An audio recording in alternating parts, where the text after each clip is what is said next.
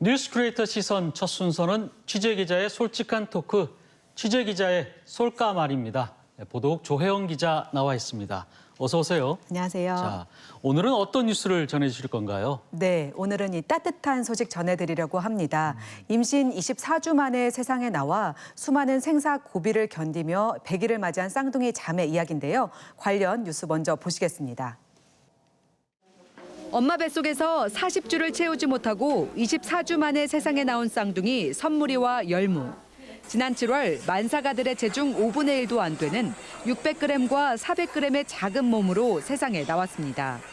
심장은 박동조차 희미했고 자발적인 호흡이 어려워 심폐소생술로 간신히 생명을 유지한 채 신생아 중환자실에 입원해 집중 치료에 들어갔습니다. 폐혈증과 폐동맥 고혈압 등 위급 상황은 이어졌고 작고 여린 몸으로 괴사성 장염과 심장 수술까지 견뎌야 했습니다. 24주에 태어난 아기들의 생존율은 전국 평균 40%에 불과하고 쌍둥이라서 더 위험했습니다. 생사를 넘나드는 모든 순간 의료진들이 의기투합해 신생아 집중치료실에서 고통을 견뎌내고 있던 쌍둥이의 부모가 되어줬습니다. 의료진들의 정성과 사랑으로 선무리와 열무는 출생 당시보다 체중이 5배나 늘어나며 기적적으로 건강을 회복했고 병원에서 100일을 맞이했습니다. 의료진의 협진과 부모의 믿음이 두 생명을 살리는 또 하나의 기적을 만들어냈습니다. 참 따뜻한 생각이 드는 마음이 드는데요. 지금도 병원에서 계속 치료를 받고 있는 거죠? 네. 아이들 건강 상태는 어떻습니까? 맞습니다. 이 수많은 생사 위기를 견뎌내며 이 쌍둥이 자매가 100일을 맞이했습니다. 하지만 여전히 엄마 품이 아닌 병원 신생아 집중치료실에서 여러 가지 치료를 받고 있는데요. 하지만 출생 당시보다 체중이 5배 정도 늘었고 그리고 수많은 위급한 상황을 넘겼다는 의료진의 판단 아래 2, 3주 뒤에 퇴원을 내다보고 있습니다. 사실 이 아기가 태어날 때 울고 또 스스로 호흡하는 것이 너무도 당연한 일 같지만 이 이른둥이 아기들에게는 당연하지 못한 일이거든요. 네. 지금은 스스로 호흡도 할 수 있고 병원에서 열심히 젖병을 빨면서 퇴원을 준비하고 있다고 합니다. 네. 임신 24주, 6개월이 채 안 되는 기간인데 그래도 아이들이 나오긴 하네요, 아기가. 네, 맞습니다. 이 흔하지 않은 일이지만 네. 최근 산모 10명 중 1명이 이 조산을 겪을 정도로 조산이 늘어나고 있는 추세입니다. 이 조산은 엄마 뱃속에서 40주를 채우지 못하고 37주 이전에 분만을 하는 것을 뜻하는데요. 조산의 원인으로는 조기 양막 파열과 조기 진통, 감염 등 다양한 이유가 있는데 이 쌍둥이 등 다태아 임신일 경우에 확률이 더 높다고 합니다. 조산으로 태어난 아기들은 이 인큐베이터로 들어가게 되는데 네. 사실 엄마 뱃속에서의 하루가 인큐베이터 6, 7일에 맞먹을 정도로 엄마 뱃속에서 주수를 충분히 채우고 나오는 것이 좋습니다. 조산을 하게 되면 이 아이들은 폐나 뇌나 장기가 미성숙한 상태로 태어나기 때문에 이 중증 질병을 앓을 가능성이 높습니다. 네, 24주 사실 초미숙한데 과거 같으면 대부분 다 생명을 아마 잃었을 것 같은데 그래도 의료 기술이 그만큼 많이 발달했나 봐요. 예, 맞습니다. 최근 산모 고령화와 난임 등으로 인공수정 비율이 늘면서 이 조산아 출생률도 높아지고 있습니다. 하지만 기술도 발달하면서 미숙아 치료 생존율도 높아지고 있는 상황인데요. 최근 서울 아산병원에서는 288g의 정말 초극소 저체중아 288g? 네네를 살려내기도 했습니다. 보니까 이제 세종 충남대병원에서 이제 이 아이가 탄생한 것 같은데 세종 충남대병원이 지난해 개원했잖아요. 네. 그래도 이렇게 의료진이라든지 이런 시스템 이게 잘 갖춰졌나 봐요. 네, 사실 이 세종 같은 경우에는 네. 전국에서 출산율이 1위인 만큼 사실 산부인과와 소아청소년과에 대한 수요가 높습니다. 하지만 의료시설은 좀 많이 부족한 상황이었는데요. 그래서 세종 충남대 병원이 개원 당시부터 여성의학센터와 소아청소년센터를 특화했습니다. 때문에 지난해 7월 개원한 이후에 이러한 극소 저체중아를 살려낸 비율이 95% 이상이 될 정도로 많은 성과를 내고 있는데요. 아무래도 경험이 풍부한 의료진과 또 소아치료시설을 제대로 갖춘 점이 또 한 몫을 하고 있는 것 같습니다. 네, 무엇보다도 이제 의료진을 믿고 기다려준 부모와 또 이 부모의 마음을 어떻게 이렇게 또 잘 최선의 결과를 가지고 이제 노력해서 성공시킨 이 의료진이 합심한 결과 같은데 기자가 보기에도 현장에서 그런 것들이 조금 느껴집니까? 이 신뢰감이나 이런 부분들이? 네, 정말 그 현장에서 끈끈한 유대감을 느낄 수 있었습니다. 사실 저도 그 30주에 출산을 한 조산을 경험을 했는데요. 그렇죠. 네. 사실 이 부모가 가장 큰 마음이 아이를 낳았지만 품에 안을 수 없다는 점입니다. 사실 요새는 또 코로나로 하루에 5분 정도밖에 아이를 볼 수 있는 시간이 주어지지 않으면서 사실 나머지 24시간은 그야말로 의료진이 부모가 되어주는 셈인데요. 의료진도 정말 마음을 다해 아기를 돌보고 있었고 부모도 아기를 믿고 의료진을 정말 잘 따르면서 견뎌냈다는 것을 느낄 수 있었습니다. 이 많은 부모님들이 이른둥이를 출산하게 되면은 정말 아기를 지켜내지 못했다는 죄책감과 또 왜 나에게 이런 일이 일어날까 이런 생각을 많이 하게 되는데 사실 아기가 본인도 살고 또 부모도 살리기 위해서 일찍 세상에 나온 거고 아기가 우리가 생각하는 것보다 훨씬 강하다는 점을 믿으면 이번과 같이 좋은 결과가 많이 있을 거라고 믿습니다. 우리 조혜원 기자가 200일의 100일 사진인가요? 네네. 그 조산 경험을 가지고 이제 책을 이제 펴낸 그런 저자이기도 한데 네네. 아마 그런 조산의 이런 아픔을 누구보다 잘 생생하게 느꼈고 또 그 감정을 또 책에 아주 고스란히 담아서 도 굉장히 감명 깊게 읽었습니다. 네, 감사합니다. 근데 이제 아이들한테는 이모와 삼촌들이 이제 많이 생긴 건데 아이 이름이 보니까 선물과 열무더라고요. 뭐 네. 선물은 이해가 가겠어요. 선물 같은 아이인데 열무라는 이름이 네. 이유가 있습니까? 예, 어머님께서 이 10달 동안 뱃속에서 무럭무럭 잘 자라나는 의미로 태명을 예. 열무라고 지으셨다고 합니다. 사실 간호사 선생님들께서 그 뜻을 듣고 더 마음이 아프셔서 한 마음으로 더 돌봐주셨다고 하네요. 네. 아무래도 이제 이런 의학 기술의 발달로 이제 아이들을 살려낸 점은 참 뭐 고무할 일이긴 하지만 앞으로도 근데 이 초미숙아라든지 미숙아 이런 아이들 치료하기 위해서는 여전히 좀 보완될 부분들이 많이 있죠. 시스템이라든지. 네, 어떻습니까? 맞습니다. 이 이른둥이 출생률이 높아지는 만큼 국가 차원의 관심과 지원도 절실한 상황입니다. 사실 수많은 그 생사 고비를 견뎌내는 치료를 받게 되지만 가장 걱정되는 부분이 아이의 발달과 또 재활치료 부분이거든요. 이런 부분에 있어서는 국가 차원의 영유아 검진을 좀 이른둥이에게는 차별화해 진행을 하거나 이들의 성장 발달을 좀 추적 관찰하는 연구 또한 필요하다고 생각이 됩니다. 아무래도 재활치료를 필수적으로 받게 되는데 이 시설이 부족한 것도 고민해야 되는 문제라고 생각합니다. 네, 좀 걱정되는 게 아이들한테 앞으로 병원비도 좀 많이 들 것 같은데 네. 이런 데 대한 뭐 지원 같은 것도 좀 국가적으로 좀 필요한 부분이 있을까요? 맞습니다. 네. 일부 지원이 되는 부분도 있지만 사실 좀 장기적으로 보면 좀 더 많이 보완될 필요가 있다. 맞습니다. 네. 네. 지금 그 대전에 이제 어린이 재활병원 이제 기공실을 가졌잖아요. 저희 TJ에서 굉장히 이제 그 토닥토닥 캠페인을 통해서 노력을 해왔고 네. 그 결과 이제 어린이 재활병원이 드디어 생기는데 그 진행은 지금 어떻게 좀 되고 있습니까? 네, 이 전국 최초로 대전에 건립되는 이 공공 어린이 재활병원이 지난해 12월 착공을 마치고 현재 기초공사가 진행 중입니다. 관저동 1원에 지하 2층, 지상 5층 규모로 건립되는데 국비 100억 원, 또 시비 247억 원 등 447억 원이 투입됩니다.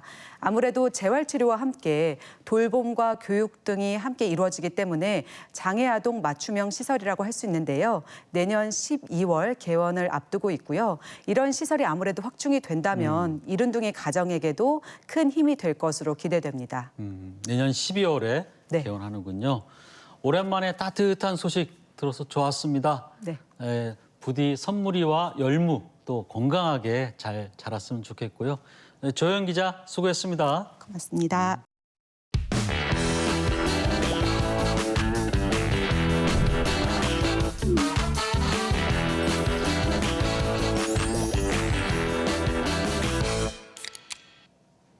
레트로 뉴스와 음식 이야기를 전하는 뉴스보다 맛집입니다. 오늘도 요리하는 기자 이기진 기자 나오셨습니다. 어서 오세요. 네, 안녕하십니까? 네. 깊어가는 가을인데 오늘은 어디로 떠납니까? 오늘은 술 얘기입니다. 네. 네. 매년 10월 마지막 주 목요일이 무슨 날인 줄 아십니까? 잘 모르겠는데요. 막걸리의 날이에요. 막걸리의 날. 네. 어. 이때가 이제 네. 곡식이 가장 잘 연글었을 때 아. 그 술을 빚기에 딱 좋은 날. 네. 그러니까 이제 지난달 이제 28일이었던 거죠. 네. 그래서 그 오늘은 우리 민족과 함께 해온 네. 막걸리를 아주 잘 담는 곳 거기로 막걸리 여행을 제가 떠나봤습니다. 네. 보통 어린 시절에 다들 막걸리 심부름 많이 하잖아요. 그죠? 빈 막걸리통 가지고 가면은 주전자로 가져가면 받아오기도 하고. 네. 그렇죠. 저 지금 나오는 지금 사진이 사진은 새참 먹는 그렇죠. 사진 새참이죠. 같은데. 예. 아, 정겹죠? 네. 저희 아주머니들 뭐 웃고 계시고. 그죠? 네네. 네.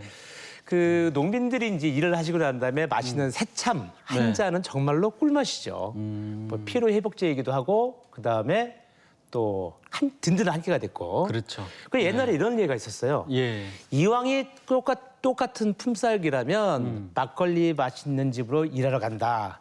이런 말이 나올 정도였습니다. 이왕에 일할 것 같은 막걸리 맛있는 집으로 가겠다. 네, 그렇죠. 네. 그리고 지금 지금 저기 이제 나오는 기사는 저 나오는 사진은 뭐냐면 아마 이재곤 우리 국장께서도 1970년대, 80년대 이런 거 많이 봤을 거예요. 예. 유세장 가면 막 청중들이 대량으로 보이잖아요. 그렇죠. 거기서 네. 항상 술판. 네, 비싼 맞아요. 술도 한쪽 아니에요. 귀퉁이에 예. 그 이렇게 막걸리 이렇게 그렇죠. 돌리고 막걸리 막 네. 이렇게 먹고 예. 그다음에 그래서 뭐 막걸리로 표를 사고 판다 해서 네. 뭐 막걸리 선거라는 말이 나올 정도였으니까 맞습니다.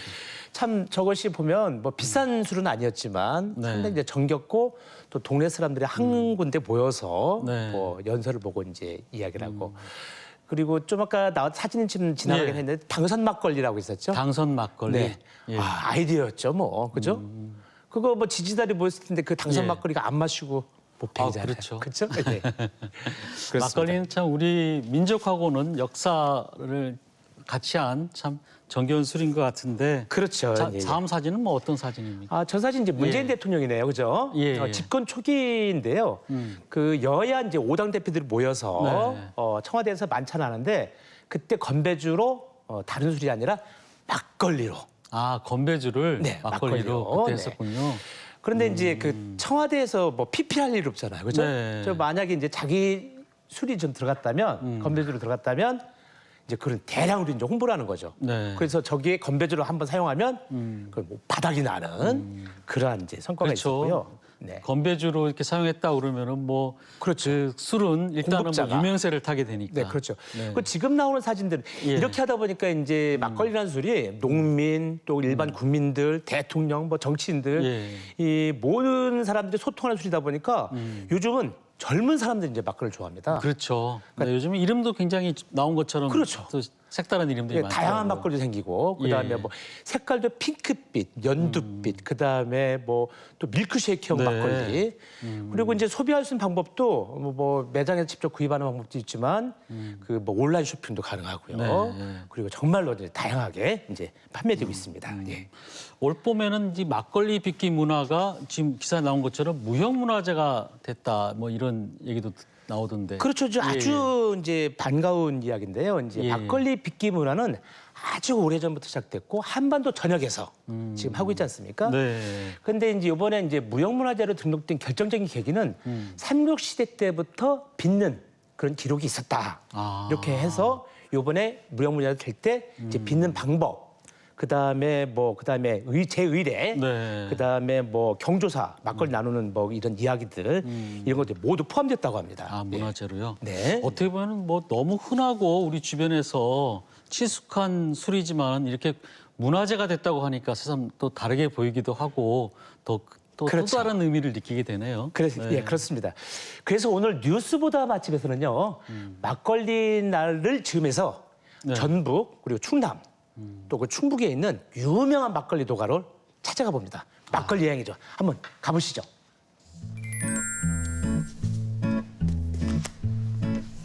저는 얼마 전에 그 민주당 대선 후보로 나왔던 이낙연 전 대표가 한 말이 생각납니다.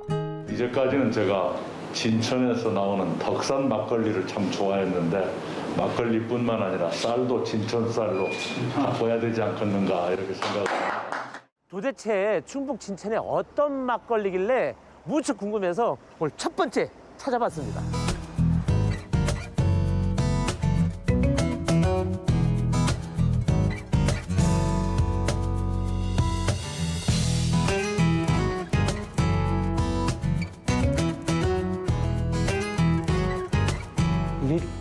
자연이라 한마를 마셔야 내가 자연과 동호가 된다. 한말 참 무섭지. 이곳은 술을 빚기에 알맞도록 과학적으로 설계되어 있는데요.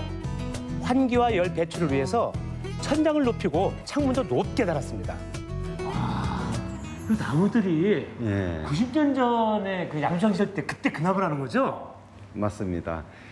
저 보셔서 알지만은 그 옛날 그 모습 그대로 간직해요. 단지 그 습도나 온도 이런 것만 잘 맞춰가지고 유지를 할 수 있도록 하는 거고, 이게 이제 백동에서 자생하는 산나무, 잣나무를 태안반도 쪽으로 압록강 제재소에서 이렇게 벌목을 했다 그러더라고요. 이렇게 크게. 네. 그래서 태안반도 쪽으로 해가지고 4개월 동안 물에 넣었다 뺐다 하면서 견고하게 만들어서 육로로 해서 진천까지 온 겁니다.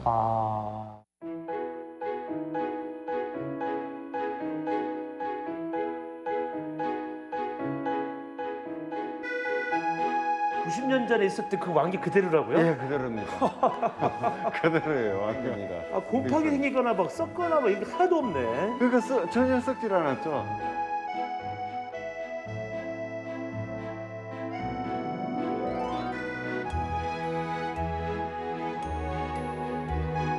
내가 처음에 이걸 했을 때는 막걸리에게 내가 끌려갔어요. 훌륭한다. 끌려가다 보니까 내가 불안하고 내가 못해. 근데 얘네들을 내가 끌고 가는 입장이 돼버렸어요. 그러다 보니까 마음도 편하고 내 애기 같은 그런 막걸리가 되더라고요.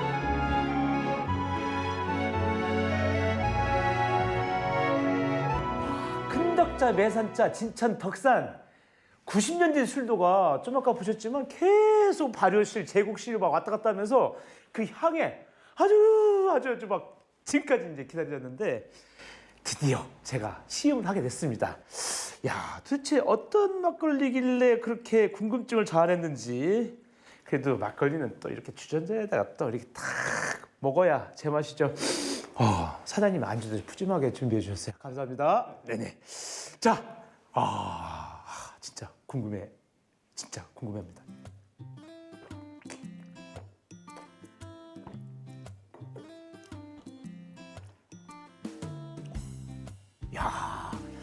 야, 이거 술을 넘어가는데? 술이라 술을 넘어가나? 먹는 김이 좋은데?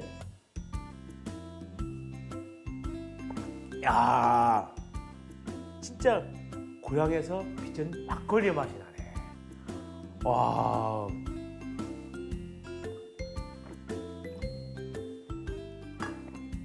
거부감이 없네. 또 땡기는 맛. 이 묵직함이라고 있죠? 땡기는 맛이라는 거.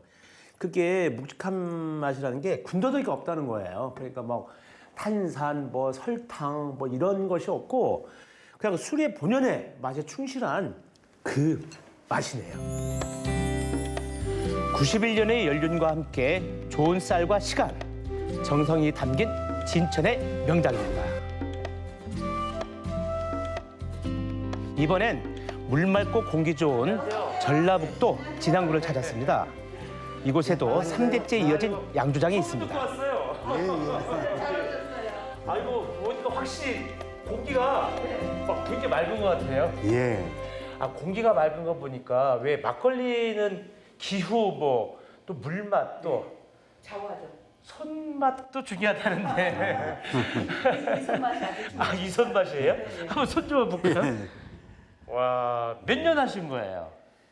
여기서만 제가 한 것은 33년 차고, 33년. 예. 그 다음에 이제 저희 집이 예.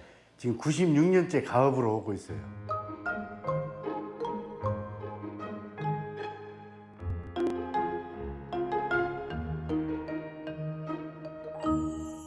술 사입해 놓은 것에서 이번 그 발효되는 과정이 다른 때보다 좀 어떤 것 같아요? 굉장히 좋아. 거품도 잘 나고, 잘 끓고 소리도 있어. 굉장히 더 경쾌하게 들리는 것 같아요.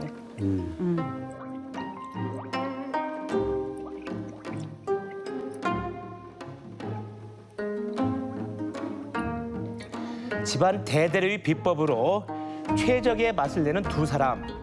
건강한 막걸리를 만들며 소박한 삶을 살아갑니다. 제가 음식 좀 준비 좀 해가지고 왔어요. 이게 또 뭐예요? 아, 이거는요. 네. 저희 진안에 네. 흑돼지가 굉장히 유명하답니다. 아, 진한 흑돼지. 네네네. 그래서 아우, 좋던데. 흑돼지 삼겹살을 가지고 수육 네. 좀 만들었고요.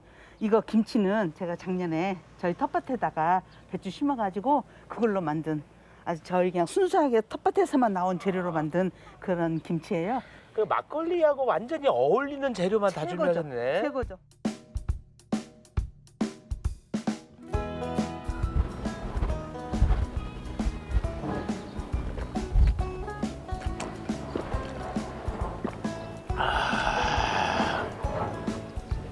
시원하네. 탄산은 적은 것 같아. 탄산은 적고 달달한데. 꿀꺽 다 넘어갔네.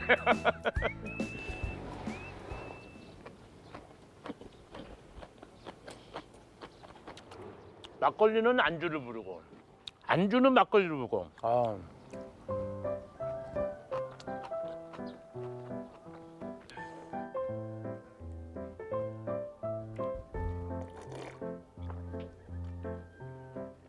두 분이 이렇게 술을 빚는 모습을 보니까 굉장히 다정스럽고 또 말씀하시는 게 계속 저으면서 이걸 드시는 분들에 대한 고객, 손님들이 맛있게 드셨으면 좋겠다 그러면서 막 술 걱정을 하시는 거야.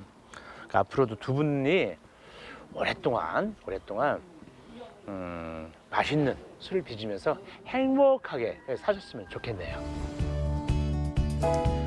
막걸리 기행의 마지막 행선지는 어딜까요? 바로 충남 당진시 신평면입니다.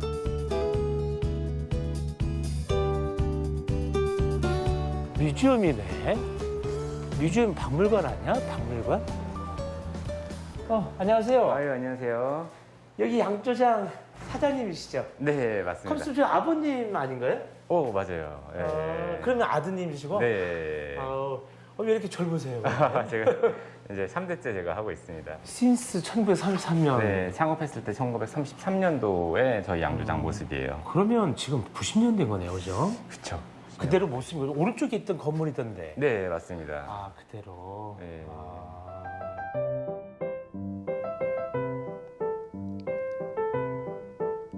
3대 김동교 대표는 양조장에 문화라는 색채를 입히고 있습니다. 양조장의 역사가 담긴 자료들을 한자리에 모아놓고 막걸리의 진면목을 널리 알리고 있습니다. 잠깐만요. 예, 예. 이거 들어가도 돼요? 네네네. 옛날에 저 일하시는 분이 많을 때는 주전자가 요거였던 것 같아. 네. 요거는 제가 어려서 못 들었던 것 같고. 네. 그러면 이렇게 그쵸. 놓고서 네. 논두렁에서 맞습니다. 목말라서 네. 태워서 그걸 또 먹어보고 같으면 얼굴 왜 이렇게 빨개?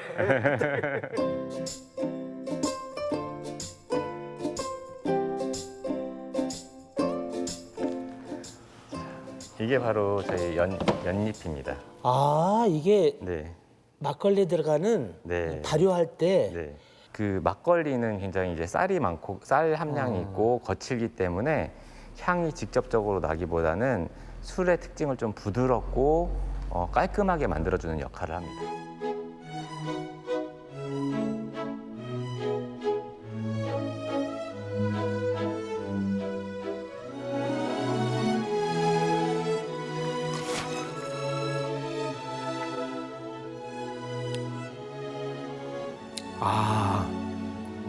정말 깔끔하고 군더더기가 없어요. 그런데 목젖을 넘기면서 싹 입안에 차는 것은 좀 묵직하다 그럴까? 아주 깊은 맛이 있네요.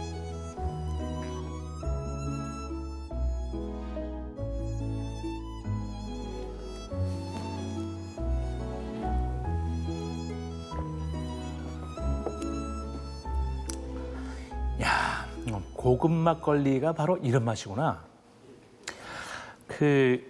이 막걸리 투어 이번이 3번째인데요. 여기로 와 보니까 그동안 제가 박대했던 막걸리가 정말로 품격이 높아지고 또 우리 술을 널리 알리기 위한 다양한 교육, 또 체험, 또 세계화 그런 작업을 계속 진행하는 거 보면서 이제 우리 막걸리, 전통 막걸리에 대한 자부심을 가져야 되겠구나. 그리고 세계 시장에 내놔도 아주 손색이 없겠구나 그런 생각이 듭니다.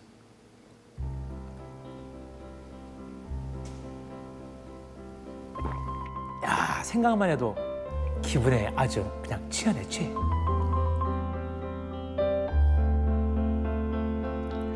한민족과 희노애락을 함께 해온 막걸리. 긴 세월 옛맛을 지키기 위한 부단한 노력 속에 우리의 삶이자 문화인 막걸리가 익어가고 있습니다.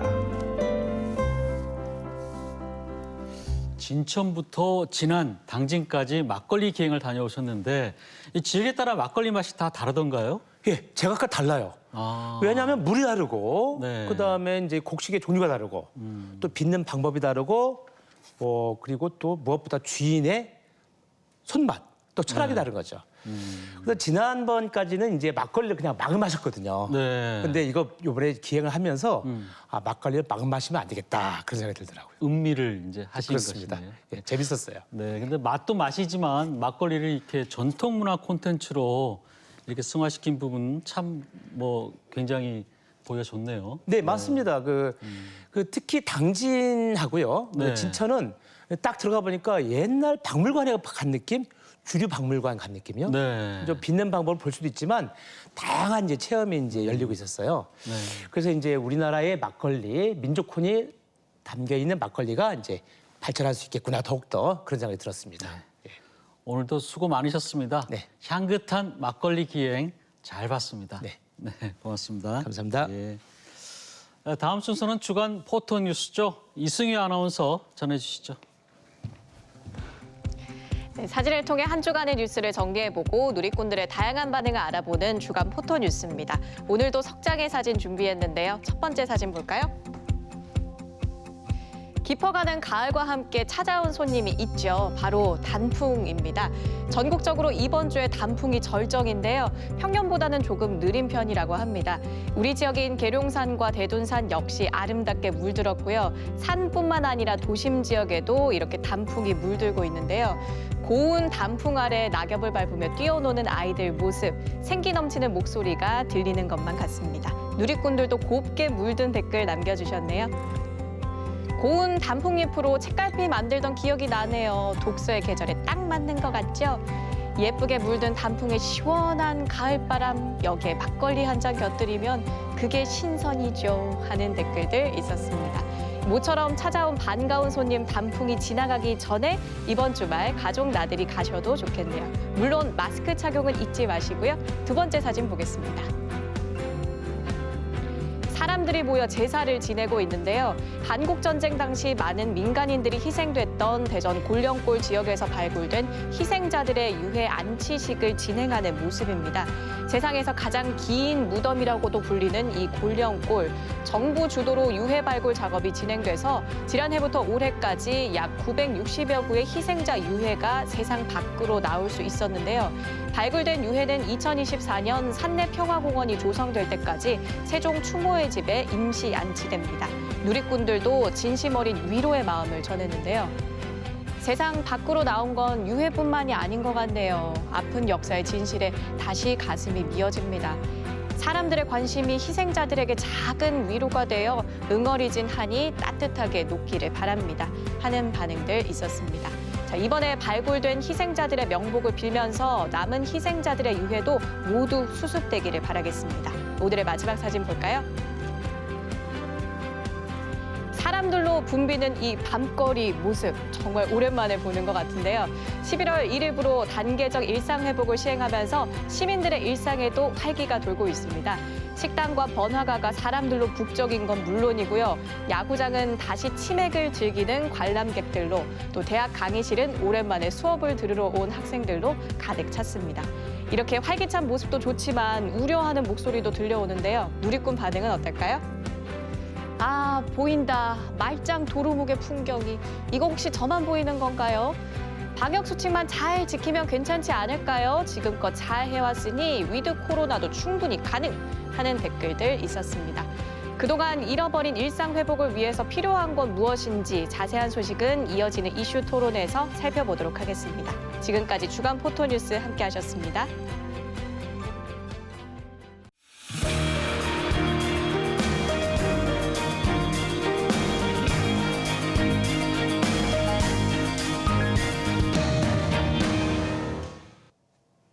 네, 앞서 말씀드린 것처럼 이달 1일부터 시작된 단계적 일상 회복에 대해서 자세히 이야기 나눠보는 시간 마련했습니다. 우선 오늘 함께 토론해 주실 두 분 소개해드리겠습니다. 대전시 보건복지국 이동환 국장 나오셨습니다. 안녕하세요. 예, 안녕하십니까? 네, 네, 충북대학교 의대 손현준 교수 나오셨습니다. 예, 안녕하세요. 안녕하세요. 네, 자, 지금 단계적 일상 회복 위드 코로나라고 하죠. 시작된 지가 이제 일주일이 지났는데 뭐 짧은 기간이긴 하지만 사람들의 그 표정이라든지 일상에 좀 상당한 변화가 있었던 것 같습니다. 그 얘기를 좀 먼저 들어볼까요? 우리 이 국장님, 네. 그동안에 변화 좀 어떻게 좀 보셨습니까? 네. 예, 우리 지역에 그 코로나가 처음 확진자가 나온 게 작년에 2월 21일이니까 네. 거의 626일, 1년하고도 한 8개월 만에 이제 새롭게 위드 코로나를 하게 되는데요. 그동안에 참 어려움이 많았었습니다. 그러다 보니까 우리 시민 여러분들도 굉장히 좀 스트레스도 많이 받고 특히 소상공인이나 이런 자영업자분들이 그렇죠. 참 어려움이 많았는데 이번에 위드 코로나가 되고 나서 며칠 되진 않았습니다만은 상황이 많이 바뀌었어요. 그분들의 좀 활짝 웃는 모습도 볼 수 있었고 특히 가족이나 이런 소모임 등 모임이 참 그동안에 없었는데 그분들이 같이 작은 모임이나마 할 수 있게 돼서 굉장히 좀 분위기가 업되는 것을 저희가 볼 수 있었고요. 특히 식당이나 카페 그런 데서도 영업시간이 해지되다 보니까 밤늦게까지 거리에 시민들이 있는 모습을 볼 수 있었습니다. 다만 아쉬운 것은 그 백신 패스가 도입돼서 좀 위험시설 있잖아요.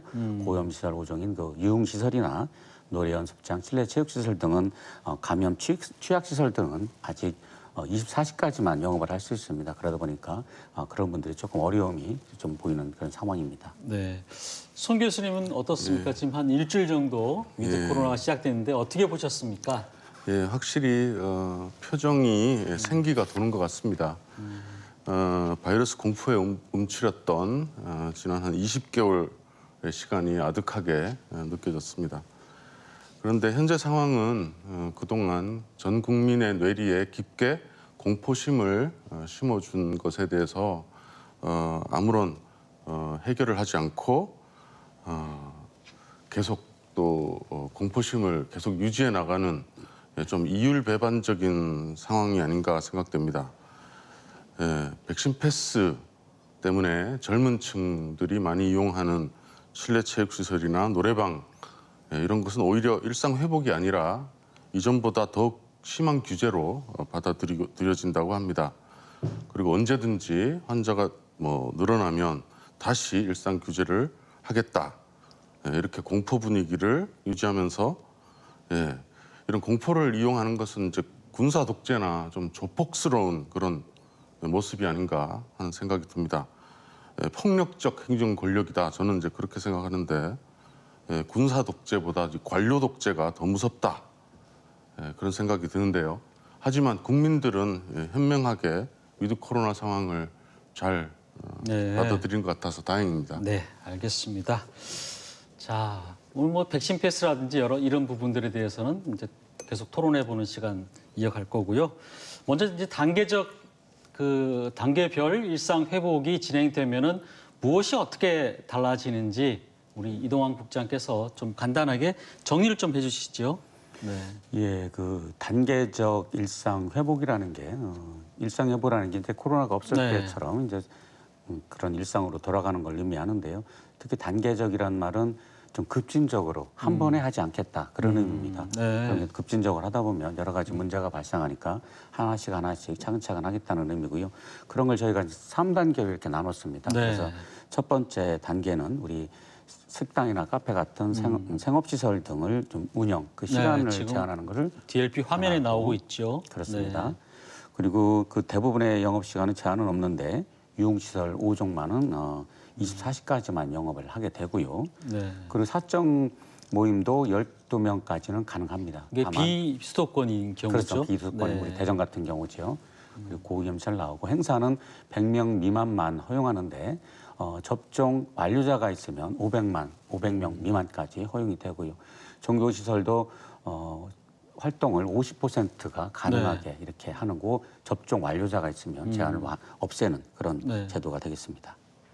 그리고 1차 그 개편은 먼저 4주간 시행을 하고 예. 그걸 다 끝나면 또 2주간 평가를 합니다. 네. 그래서 6주간의 그런 시간을 갖고 하고요.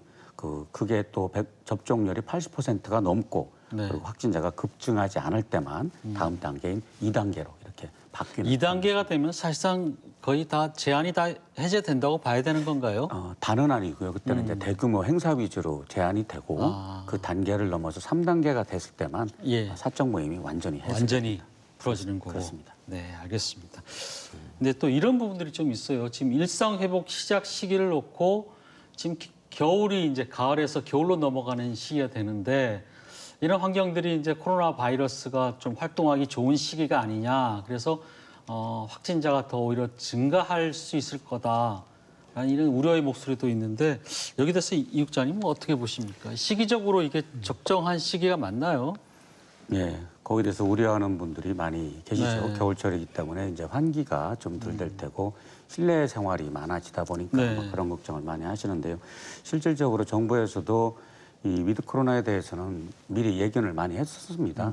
그동안에 백신 접종률이 70%를 넘어가는 네. 때면 고려를 하겠다는 걸 여러 차례 발표를 했었고요. 그래서 저희가 10월 23일 날 전국적으로 70%가 넘었습니다. 2차 네. 접종률이. 우리 대전은 4일 뒤인 10월 27일 날 70%가 넘어서 정부의 중수본에서는 그래서 공청회를 2회 했고 또 전문가들이나 국민들의 의견을 듣고서 전격적으로 11월 1일을 기점으로 해서 위드 코로나를 하게 된 것입니다. 네, 더 이상 미루기가 어렵다라는 그런 뭐 네, 예, 절박함이 좀 담겨 있겠지요. 그리고 그동안에 또 국민적인 피로도가 참 네. 많이 쌓여 있었고요. 또 하나가 어떤 소상공인이나 어떤 자영업자들의 어려움이 그동안 네. 참 우리 대전만 해도 비수도권 중에서는 4단계를 유일하게 했던 그렇죠. 곳이거든요. 그래서 그런 여러 가지 사정이 우리 대전 지역에도 이렇게 위드 코로나를 같이 하게 되는 원인이 되겠습니다. 네, 송 교수님 어떻게 보세요? 지금 그 코로나 바이러스가 더 활발하게 활동할 수 있는 그런 계절적 요인인데 과연 적정한가? 뭐 예, 이제 겨울철이 예. 이제 저온 건조한 대기 때문에 호흡 상피가 좀 약해지고요. 또 침방울이 날아갈 때 거리가 조금 더 나갑니다. 가벼워지기 때문에. 네. 예, 그런데 이게 큰 문제가 되지 않습니다. 예, 이제 더 이상 확진자 증가에 촉각을 곤두세우지 않았으면 좋겠습니다. 확진자가 10,000명이 되든 30,000명이 되든 이제 중요하지가 않고요. 발생하는 환자를 치료해내면 됩니다. 97%는 환자가 아닙니다. 한 3% 정도가 환자고. 예. 여기서 말씀 97%는 그러니까 감염된 사람의 97% 그렇습니다. 말씀. 예. 확진자 중에 예. 대부분은 환자가 아닙니다. 그리고 어떻게 저희가 어떤 의미로 받을까요? 환자가 아니라는 의미는 병원 신세를 심하지 않다는 병원 신세 질 일이 없는 병원 사람들이라는 신세를? 거죠. 네. 예. 그러니까 감기 정도인데 지금 공포심이 너무 심해서 이렇게 이제 정부 당국에서는 공포심을 심어준 상황에서 이제 경증 환자는 집에 있어라고 한단 말이에요. 그런데 그 사람도 굉장히 공포스러울 거고 과연 그런 사람이 옆집에 사는 거를 우리가 용인을 할 수 있겠느냐. 저는 이게 좀 더 큰 문제라고 봅니다. 그래서 일단 공포심을 좀 낮추는 것이 중요한데 이 당국은 계속 이제 공포심을 유지해가면서 필요에 따라서 예, 이 어떤 국면을 마음대로 조정하려고 하는 그런 측면이 있습니다. 제가 치료 부분은 좀 이따 다시 한번 좀 예. 얘기를 나눠보겠고요.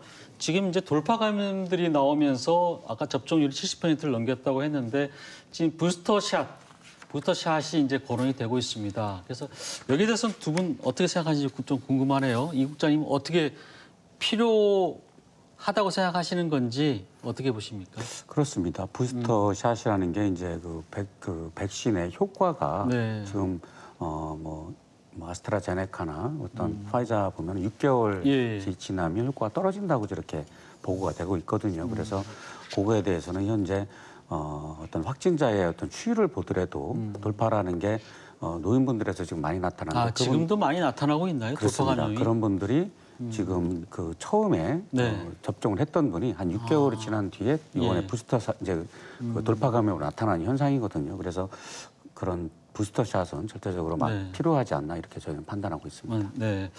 교수님 어떻게? 예, 그 지금 이런 식으로 하루에 확진자가 3,000명 이하로 발생이 되면요. 예. 전 국민의 한 70%가 감염되는데 50년 이상이 걸립니다. 50년? 거의 100년 네. 가까이 걸립니다. 그러면 이거는 뭐 계속 이 상황을 끌고 가야 되는 거고요. 네. 그럼 계속 부스터샷을 그러면 50년, 100년 동안 1년에 2번씩 맞출 거냐. 예, 이거는 말도 안 되는 상황이죠. 네.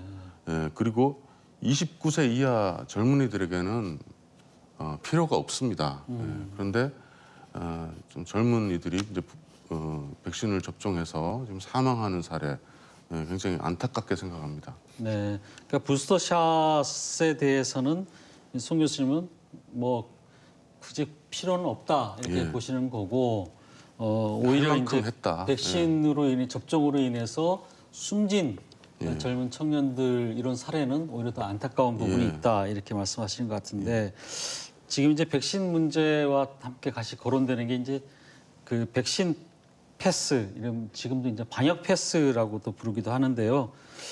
이 백신을 접종하지 않은 사람들한테도 좀 권리가 있는 게 아니냐. 근데 이 백신 패스가 없는 사람들은 지금 출입이 제한되는 곳이 꽤 상당 부분 있거든요. 여기에 대해서 어떤 생각이신지 좀 얘기 좀 들어보겠습니다. 이 국장님, 백신 패스가 너무 좀 기본권을 제한한 거 아니냐. 좀 이런 얘기 있던데 어떻게 생각하세요? 예, 그런 말씀을 좀 저도 들었습니다. 예. 백신 패스라는 게 사실은 그게 뭐 저희가 처음으로 도입한 건 아니고 기존에 유럽이나 캐나다나 네. 많은 국가에서 도입을 하고 있었습니다. 그 백신 패스가 모든 사람들한테 적용되는 건 아니고 일부에 대해서만 하는 건데요. 지금 유흥시설이라든지 여긴 다 적용이 그렇습니다. 되는 거죠. 아까 말씀드린 실내 체육시설도. 예, 그렇습니다. 그렇게 좀 고위험 시설이라고 하고 특히 좀 그 요양병원 이런 네. 처럼 좀 많은 사람들의 전염 위험이 좀 큰 곳 이런 곳이 백신 패스의 적용 대상이고요. 또 예외도 있습니다. 또 PCR 음성 확인서나 또 18세 이하 불가피한 사유의 접종 불가자인 경우는 이해되지만 유흥시설은 오직 접종 완료자만이 가능합니다. 네. 이게 백신 패스라는 게 이제 백신을 맞은 사람들만 이제 접근이 가능하거나 이용이 가능한 이런 부분들인데 송 교수님은 하실 말씀 많으실 것 같아요. 백신 예. 패스. 예. 지금처럼 이제 백신 안전성에 대한 그 신뢰가 없고 또 감염 예방 효과도 없습니다.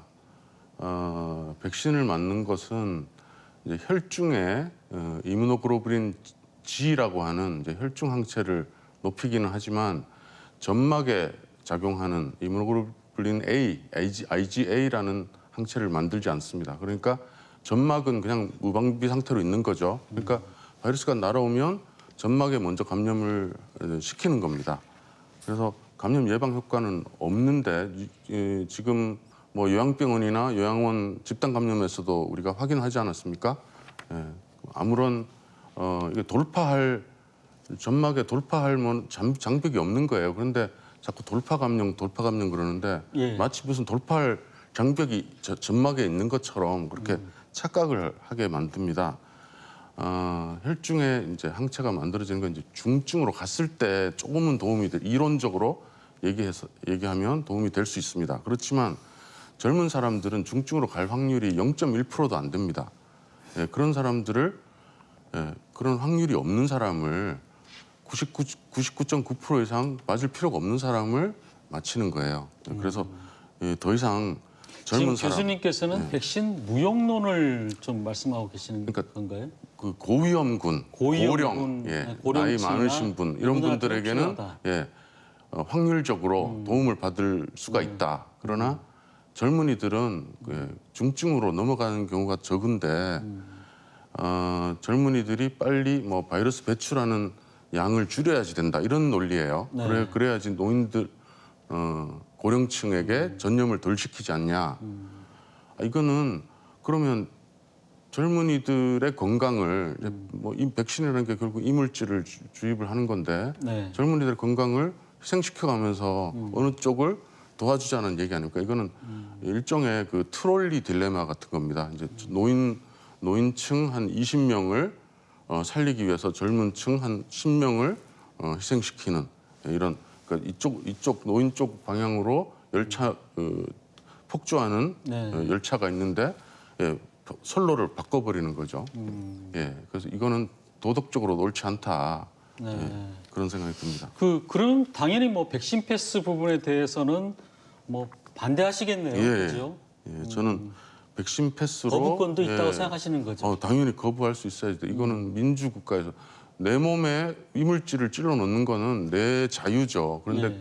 그거를 강제한다든가 이것 때문에 내가 직장에 취업을 못하게 한다든가 혹은 직장에서 해고를 하게 한다면 이거는 굉장히 폭력스러운 그런 행정이라고 저는 생각합니다.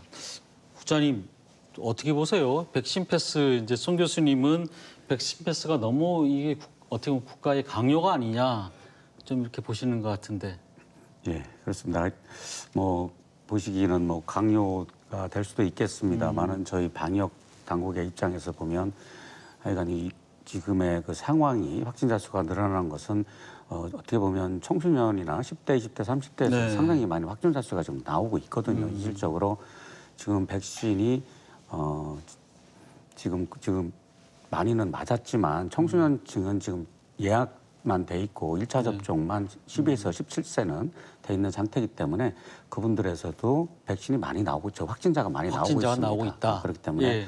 백신은 또 저희는 중요하고 청소년들도 될 수 있으면 맞는 것을 적극적으로 권장하는. 네, 마침 이제 그 얘기를 하셨는데 지금 이제 12세부터 15세인가요? 초등학교 6학년부터 그 고등학생 고등학교 3학년까지인데 일단 이제 고등학교 1, 2, 3학년은 먼저 했고 그다음에 지금 이제 아직 초등학교 6학년부터 중학교 3학년 때까지 학생들은 아직 접종이 이제 시작이 안 됐죠. 신청만 지금 받은 상태인데 고3하고 이제 그 예. 선생님들을 거기를 먼저 다 마쳤고. 했었고요. 근데 지금 고3 학생 중에 사망자도 나왔단 말이에요. 백신 맞았다가. 이거 어떻게 맞아야 됩니까? 어떻게 됩니까? 저희 네. 지역은 한 98%가 다 맞았습니다. 다 맞았는데 네. 아나필락시스 같은 중증 신고는 저희는 없었고요. 우리 지역에서는. 그래서 저희는 다 다행히 잘 갔는데 지금 현재 16세, 17세, 그리고 15세, 15세가 예약하고 네. 1차 접종을 시작하고 있습니다. 시작하고 있죠. 예, 지금 예. 고등학생들 1, 2 학년들은. 그렇습니다. 네. 지금 또 좀 우려하는 게 12세 미만 어린이는 어떻게 하느냐 이제 이런 우려가 많이 있는데 아직까지는 당국에서는 아직 그 계획은 없습니다. 그러니까 아직은 초등학교 없고. 5학년까지 학생 아이들은 아직 계획이 없는 거고. 그렇습니다. 근데 6학년 뭐만 돼도 뭐 덩치 큰 애들은 뭐 성인하고 비슷하지만 그래도 대부분 아이들이 아직까지 이제 초등학교 6학년이면 어린이잖아요. 그렇습니다. 근데 이거 맞아도 됩니까? 좀 걱정하는 분들이 많아요, 사실은. 예, 그런 것은 정부의 당국에서도 이제 전문가들하고 네. 토의를 해서 그 결정에 예. 저희 시에서도 따르려고 하고 있습니다. 그러니까 방역 당국도 이 사안에 대해서는 딱히 이렇게 정확하게 이렇게 얘기는 아직 안 하시는 것 같더라고요. 그렇습니다. 그게 선진국의 사례를 보더라도 굉장히 그 토론이 많이 되고 있거든요. 예. 그거에 대해서는 그래서 저희도 아마 그런 차원에서 많은 토론이 지금 되고 있는 걸로 알고 있습니다. 알겠습니다. 교수님, 예. 특히 이제 초등학교 6학년부터 중학교 3학년까지 요 아이들 예. 부모들이 걱정을 많이 해요. 고등학생들만 해도 이제 덩치가 성인하고 거의 비슷하니까 예. 조금 덜한데 어떻습니까? 지금 맞아야 됩니까? 어떻게 됩니까? 예. 저는 맞히지 않겠습니다. 네. 의과대학 교수님으로서. 예. 그 아이들의 건강을 생각하면 당연히 맞히지 않아야 되고요. 그리고 이 정도 되는 감기, 치명률이 감기보다 낮습니다. 젊은 사람들에게는. 네. 이 정도 감기는 좀 걸려줘야지 그 다음에 몸이 어떤 감염병에 대항하는 능력이 생깁니다. 지금 선진국일수록 예. 감염병은 줄어들고 알레르기 질환은 높아집니다. 자가 면역 질환이 높아지죠. 그래서 어느 정도 우리는 우리 호모사피엔스는 15만 년 이상을 그 감염이 계속 있었습니다. 일상적으로. 네. 예. 그래서 이 정도 대단하지 않은 바이러스를 또 근데 부모 심정에서는 우리 아이들 지금 학교에서 학생들이 확진자들이 막 나오니까 사실 마음이 급하거든요. 이게 저 백신 맞으면 그래도 좀 피해갈 거 아니냐. 예. 네. 아까 말씀드렸지만 호흡 점막에 면역이 형성되는 게 아니기 때문에 감염은 됩니다. 그래서 필요하지 않고 그러니까 바이러스 배출 기간을 좀 줄인다. 그건 크게 의미가 없는 일이고요. 그리고 네. 학교 문을 닫지 말고 그냥 아프면 집에서 쉬게 하고 그렇게 너무 유지를 하는 게 과도하게 좋겠습니다. 특히 아이들 같은 경우 과도하게 걱정할 필요는 없다. 그런 네, 두 분 말씀 여기까지 듣도록 하겠습니다. 코로나 팬데믹 시작 후에 우리가 잃어버렸던 것을 찾아가는 일상의 회복, 그 첫걸음이 이제 시작이 됐습니다. 모두 한 마음으로 조심스럽게 걸어나가서 최종 목적지까지 안전하게 도달하기를 바라면서 오늘 시선은 여기서 마치겠습니다. 함께해 주신 여러분 고맙습니다.